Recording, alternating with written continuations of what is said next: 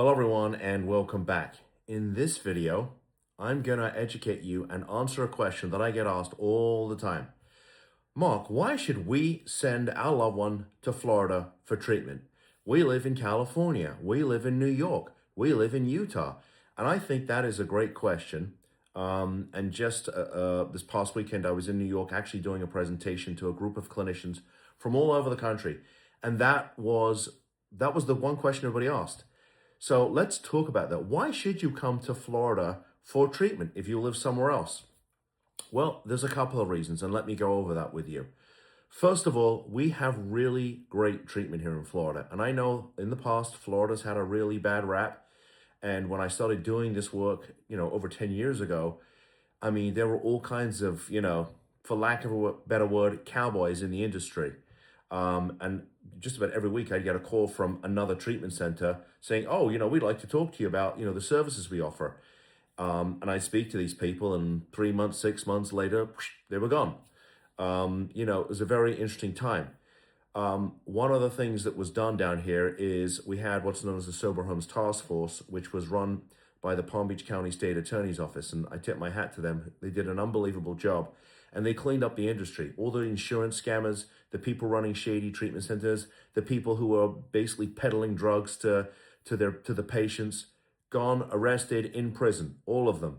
And so what that's done is it's left a small core group of what I call really good, or I consider really good treatment providers. I can also tell you that Audra and I, my wife, who's also my law partner, spend a lot of time going to treatment centers to figure out if they are a potential option for the families that we work with. So we go to the facility, we tour the facility, we meet the clinicians, we meet the clinical director, and we figure out, is this a good fit for some of our clients? Is this a good option? And I will tell you, I can list on one hand the number of facilities that I would actually refer not only your family to, or your family member, my own family member. So we're really, really careful about who we would actually refer you to, and frankly, who I would even accept a referral from. I mean, if you're a sleazy treatment center, I don't want to talk to you. Okay, our business, our mission is to save families. Okay, that's everything. Okay, and if you don't feel that way, which is fine, I'm not interested. Okay, so we're very, very focused. We also work with a very core group of clinicians who also only work with a very core group of facilities. So the facilities that we work with do great work. So that's number one. Number two, we have a very unique legal system here in Florida between the Marchman Act, guardianship, and Baker Act, and even to some extent the criminal system, which is really set up in a way that promotes, encourages families, if they want, to be able to get their loved one into treatment, into one of these reputable, clinically appropriate treatment facilities. The Marchman Act, a tremendous tool for getting people into treatment. And it also allows us, if we need to get a court order to pick somebody up, literally off the streets. And then we can put them into treatment for 90 days. My brilliant wife has basically created a whole universe where we can use guardianship, which was traditionally used for elderly people, to help families get control of a typically out of control situation, right?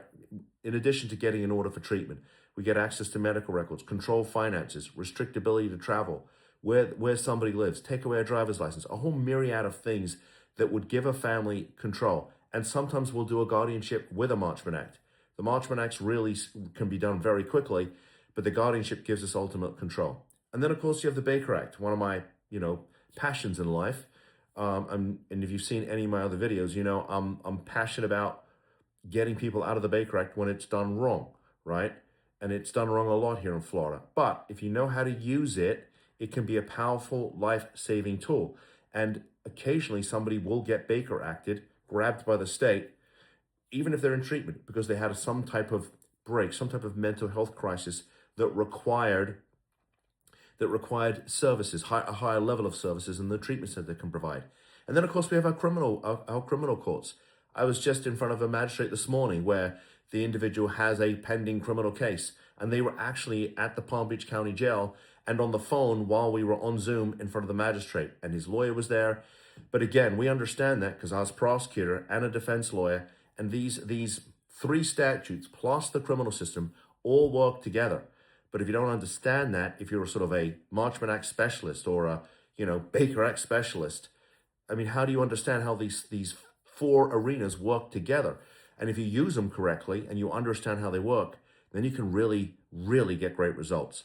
But those are two reasons to come to Florida. So if you're a family in New York, think about this, right? We get your loved one down here. They could spend 3 to 6 months down here getting assessed, getting stabilized, getting detox, getting treatment, taking their meds. And in 6 months, you're dealing with a completely different environment, a completely different person. And then they can go home.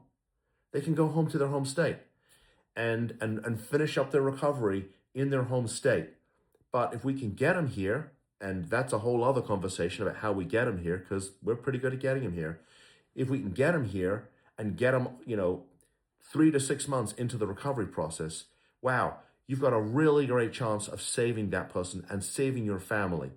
Because it typically is a year-long journey into not just recovery, but maintaining recovery. And again, if you want to talk to us about what that looks like, we're happy to do so. But Florida's a great place to come for treatment. We have wonderful courts that allow us to keep somebody here in a clinically appropriate facility, make sure they take their medications, and do what needs to be done. Because if somebody does not go to treatment or does not go to treatment long enough in a clinically appropriate facility, who does not take their medications when they need to, at some point things go south, and they can go south quickly. Or as a family, told me last night, they're in a different state. I think they're up in New Jersey. At some point, the state will step in and they'll just take they'll take your loved one away from you and lock them up in a state hospital. That is not where you want to be. Okay, the state does a lousy job of taking care of people with behavioral health issues. You, the family, need that control, and Florida's a great place to get that control. So come to Florida. Come to Florida because we can help you and we can save your family. So anyway, if you have any comments or questions, or you agree or you disagree, post them in the comments. If you want me to make a video about an issue that you're seeing with your family, post it in the comments. I'd be happy to make a video for you. Because if it's an issue with your family, it's almost certainly an issue with lots of other families. So I hope that that answers the question of coming to Florida. If you like this content, please give me a thumbs up. If you want more of this information, and I do a video or two every day, please subscribe to the channel. And with that said, thank you for tuning in, and I will see you in the next video. Bye-bye.